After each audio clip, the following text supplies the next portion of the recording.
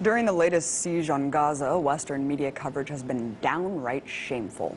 Take a look at a couple headlines from this morning. 3 days into the Israeli military offensive dubbed Operation Protective Shield. First, Fox News says Gaza rockets aimed at Israel. What would you do with just 15 seconds? Wow.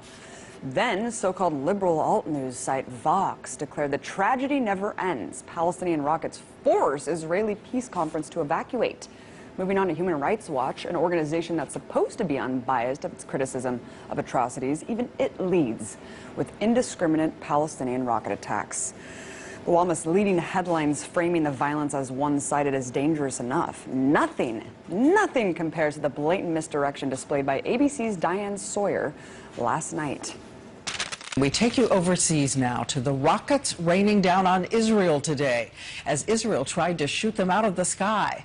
All part of the tinderbox, Israelis and Palestinians, and here an Israeli family trying to salvage what they can. One woman standing speechless among the ruins. See, the only problem with this broadcast was that the photos Sawyer showed of bombed out buildings and Israeli families trying to salvage the remnants of their homes were actually Palestinians in Gaza City. Now, thankfully, there's been so much outrage over this egregious mistake that ABC has already issued an apology online and claims that it will make another one on air. But how many people will see the correction? How many watching that report saw those horrifying images and thought, wow, look at how much damage Hamas rockets are doing? See, photos of Israeli homes being destroyed in a similar fashion simply don't exist. And whatever damage is done by rockets pales in comparison to Israel's aerial bombings. Yes, we all make mistakes. Goodness knows I've made plenty on this show. But this is not just a common or excusable mishap.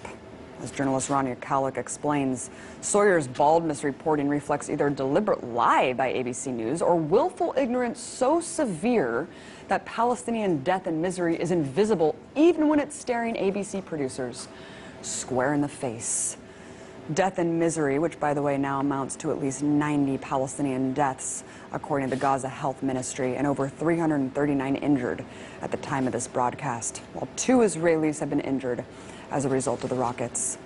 But you won't hear this disproportionality reported in the Western press, because Palestinian deaths are just another inconvenient truth.